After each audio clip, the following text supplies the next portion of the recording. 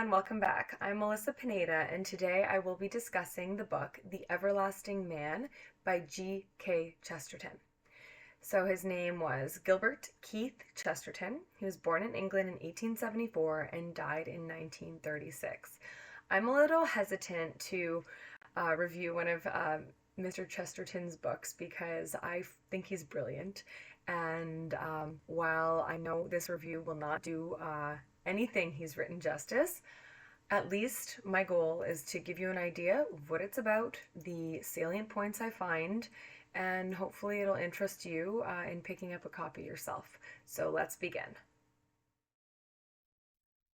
The Everlasting Man by G.K. Chesterton was published in 1925, and it talks about the spiritual journey of Western civilization. He talks a lot about Christianity, and he is a Christian, was a Christian, but he wasn't born one. He was a pagan. He says he was a pagan until he was 12, and then agnostic when he was 16. And he's actually, as a little side note, one of the main and final reasons C.S. Lewis converted to Christianity. So I thought that was interesting. I plan on reviewing some of C.S. Lewis's books in the near future, so stay tuned for that. But anyway, let's dive into The Everlasting Man. He discusses the history of man and starts in the cave with the caveman. And he talks about this idea of creating. So this caveman made images. There was an image of a reindeer that was found in a cave. And we know that he made this image. However, he didn't leave a narrative on how he hunted the reindeer.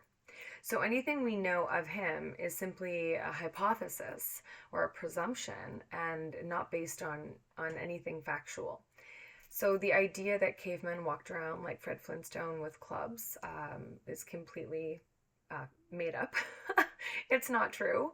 And yeah, he makes this point and says it's quite interesting that, that's what we don't know anything about cavemen apart from the fact that they created images in caves.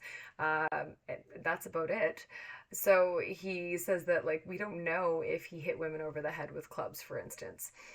Man is the image of God, he says, and that is the only real thing that can be learned in the cave. Family is the unity of the state, and in human history, you keep coming back to the fundamental of the father and the mother and the child. So historically, this is what you keep coming back to in human history. He says that if this story cannot start with religious assumptions, it must start with moral ones, or else no sense can be made of the story of man. Chesterton says that paganism is the one real rival to the Church of Christ, and he talks about the history of paganism in this book. He discusses how both the Greeks and Latins multiplied gods, but for opposite reasons. So he says that the Latins multiplied gods to bring them nearer to men. So they were local and domestic in character.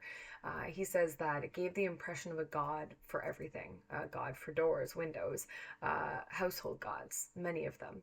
Religion ran throughout everything at this time. And there were always wars and uprisings, he said. There was always internal revolution within. So the state that imposed peace on the world was really never at peace, he said, speaking directly of like Rome in this sense. Only the men that find the family sacred will ever have a standard by which to criticize the state.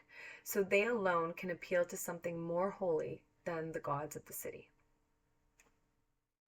Greek polytheism grew outwards and multiplied gods as well. He talks about how the mercy of God rescued the world and how the struggle that established Christendom would have been very different if there had been an empire of Carthage. So at this time with Carthage, there was a god named Moloch, and it's like demonic. So Moloch and Moloch's followers sacrificed infants to this god. Like this actually happened. They sacrificed their infants to this god, and Chesterton says that it would have been a completely different struggle to establish Christendom if the followers of Moloch were the ones that were in charge as opposed to Rome. Like there was an empire of Rome, not of Carthage. And luckily he's saying this is the case. And the worse that Europe evolved into, basically under Rome and paganism, is better than what it escaped. So Chesterton differentiates paganism versus evil paganism, basically. It's one thing to worship false idols, he says. It's another to worship Moloch. So he's saying that it was between like how far the world went astray under Rome and under Roman paganism versus how far it could have gone astray if Moloch had won, if its followers had won. So he's saying the path from heathenry to Christianity was kept human by the pagans versus the evil paganism of Moloch.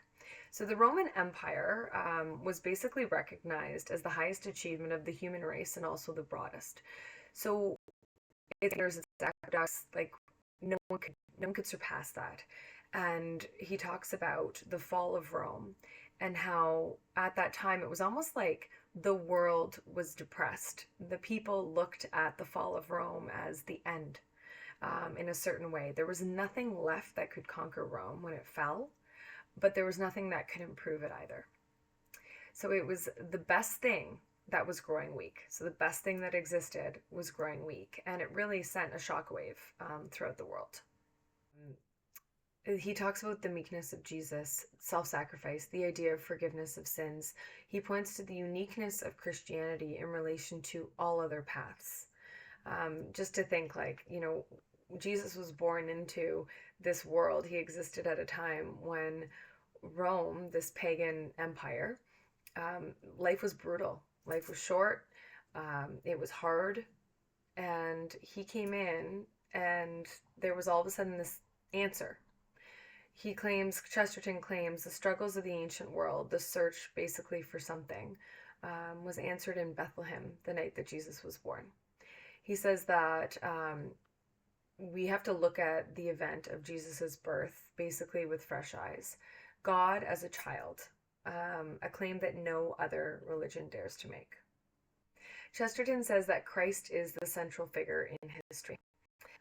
Everything leads to Jesus, and that this is the answer to human history, essentially, Christ. He says, looking at Christianity, one can only be astonished at the strangest story in the world. This book is rich with information, with analogies, with stories, with footnotes, with just a ton of information. And you know that Chesterton's always talking about something else, and you're not quite sure sometimes what he's alluding to. What I've learned I should review this book, The How to Read a Book by Adler and Van Doren. It was an excellent read as well because it helps you read other books. So my kids actually made fun of me for that because they're like, oh, you're reading a book about how to read a book? I'm like, yes. But when I learned about that in reference to The Everlasting Man is read the book straight through. Like, read it from start to finish. Don't worry about the things you don't understand. Don't worry about the footnotes and the name dropping, the historical context that you're not 100% sure about. Let it be. Read it, and then you can kind of go back, and when you read it a second time, you'll have a better understanding. I think I've read this book 3 or 4 times now. I realize every time that I've missed this, or now I understand that, something like that. In any event, I hope you found this discussion interesting. It's a phenomenal read. Don't get discouraged by everything that's in it. I mean, there are entire courses devoted to understanding this book. There are also books written as an accompaniment to reading this book. So, yeah, I hope you give it a try, and thanks so much for watching. If you have any questions or comments, please leave them. Don't forget to subscribe and let me know if there are any books that you would like me to review and discuss. Until next time.